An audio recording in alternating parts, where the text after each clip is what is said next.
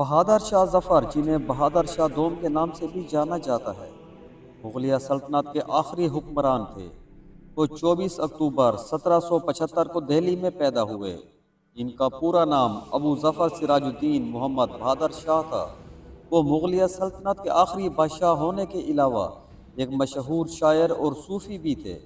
بہادر شاہ ظفر کے دور حکمرانی کو تاریخ میں اس لیے اہمیت حاصل ہے کہ اس زمانے میں ہندوستان میں 1857 کی جنگ آزادی لڑی گئی تھی، جو کہ انگریزوں کے خلاف پہلی بڑی عوامی بغاوت تھی۔ بہادر شاہ ظفر مغلیہ بادشاہ اکبر شاہ ثانی کے بیٹے تھے۔ ان کی والدہ کا نام لال بائی تھا، جو ایک راجپوت خاتون تھی۔ ظفر کا ابتدائی زمانہ تعلیم و تربیت اور شاعری میں گزرا۔ انہیں حکمرانی کے لیے زیادہ تیار نہیں کیا گیا تھا، کیونکہ وہ اپنے والد کے سب سے بڑے بیٹے نہیں تھے۔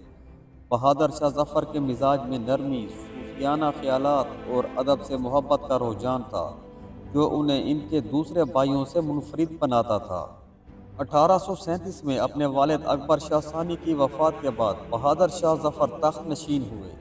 ان کی حکمرانی کا دائرہ صرف دہلی کے لال قلعے تک محدود تھا، کیونکہ مغلیہ سلطنت اس وقت برطانوی ایسٹ انڈیا کمپنی کے زیر اثر تھی۔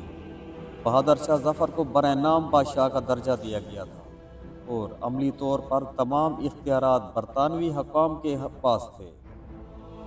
بہادر شاہ ظفر کی حکمرانی کا سب سے اہم واقعہ 1857 کی جنگ آزادی ہے۔ یہ جنگ ایسٹ انڈیا کمپنی کی ظالمانہ پالیسیوں، بھاری ٹیکسوں اور مذہبی و سماجی دباؤ کے خلاف ہندوستانی عوام کی پہلی بڑی تحریک تھی۔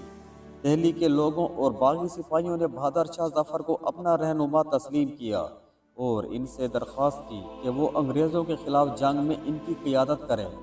بہادر شاہ ظفر نے اپنے کمزور وسائل کے باوجود اس جنگ میں باغیوں کا ساتھ دیا۔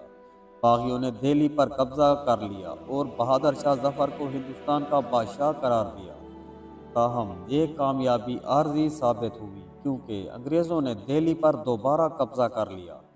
جنگ کے دوران ظفر کی قیادت محدود تھی، لیکن وہ ہندوستانیوں کے دلوں میں ایک علامتی رہنما بن گئے۔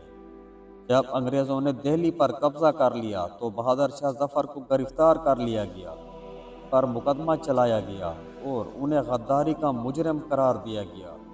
انگریزوں نے لال قلعے میں ایک فوجی عدالت قائم کی، جہاں بہادر شاہ ظفر پر مقدمہ چلا۔ اس مقدمے کے دوران ان کے بیٹوں کو قتل کر دیا گیا اور ان کے سر تن سے جدا کر کے ان کے سامنے پیش کیے گئے۔ 1858 میں بہادر شاہ ظفر کو ہندوستان سے جلا وطن کر کے رنگون بھیج دیا گیا۔ وہاں انہیں ایک چھوٹے سے مکان میں قید کر دیا گیا، جہاں انہوں نے اپنی زندگی کے آخری سال انتہائی قسم پرسی میں گزارے۔